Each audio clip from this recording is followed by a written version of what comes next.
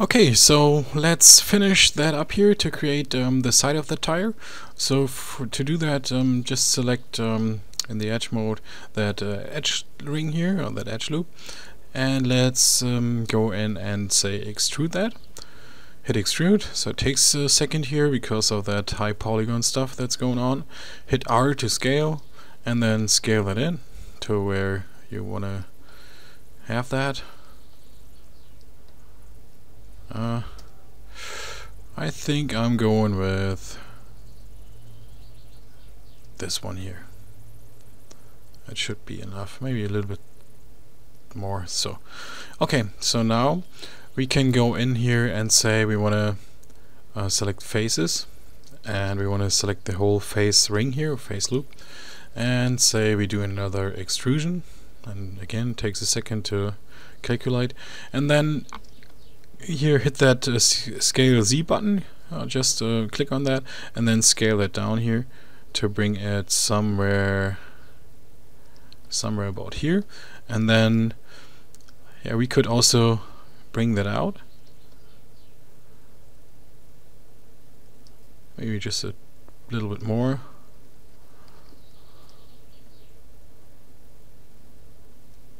Okay, then with all those faces still selected, hit G to repeat the last tool. Takes a second to calculate here, and then again click on that scale and Z button, and then scale it from the center on here to a point about here, and then move that guy out as well. And I think I'm going with this. So let me go to object mode, let me check that out. Yeah, that's looking alright to me. So yeah, if you put a rim here in here, so you don't really need to do copy that side here, but I will do that just for demonstration's sake here. Select that edge ring, face ring, sorry, and then right click, control right click grow selection, hit G to repeat that, hit G to repeat that, and again. So we got all the faces that we just extruded out selected. With those faces selected, we say okay, go to mesh and say extract. Takes a second.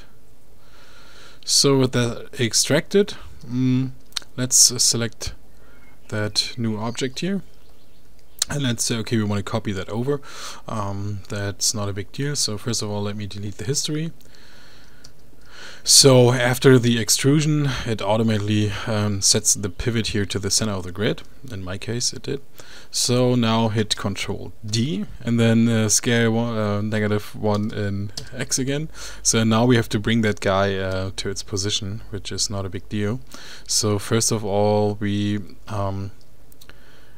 want to take the pivot of that piece here and hit the D key and then the V key, and we want to put the pivot right onto this vertex here.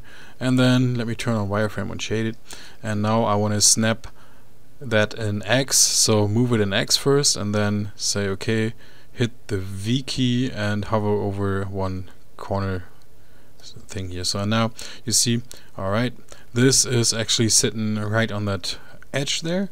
So now let's center the pivot again, and now to bring all those vertices on top of each other, we have to scale that down in -Z1, -1 in Z. So now what you should see is that all those vertices are sitting there where they belong.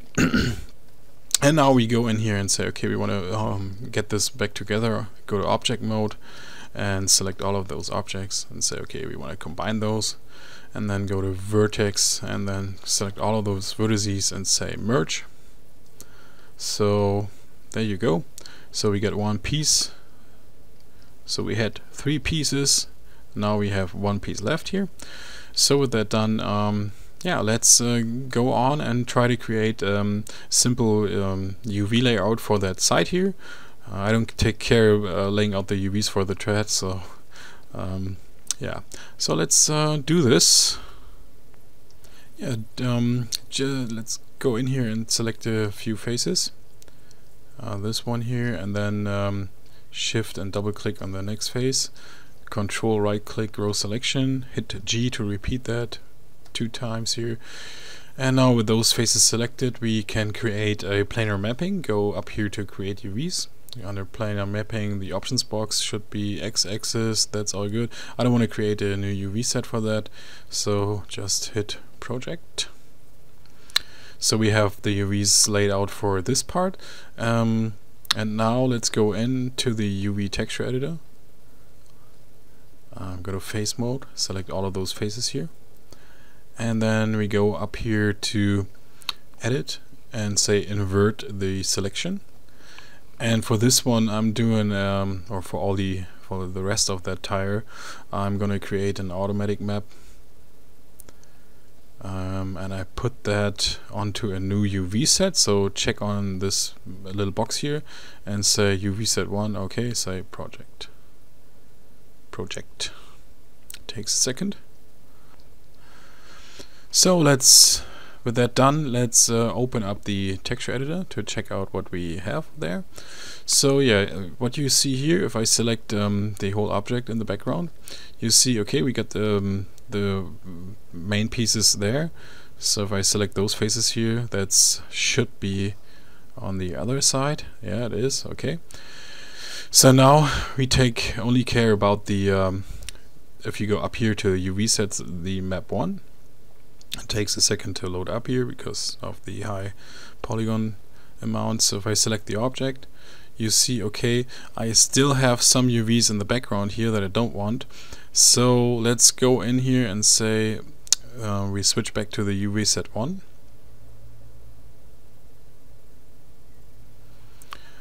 And with all of those faces selected here, take all of those in that UV set. So we go back to, with those faces selected, back to map 1. Takes a second. And now we go up here to polygons and say somewhere we have to look for delete UVs. Takes a second.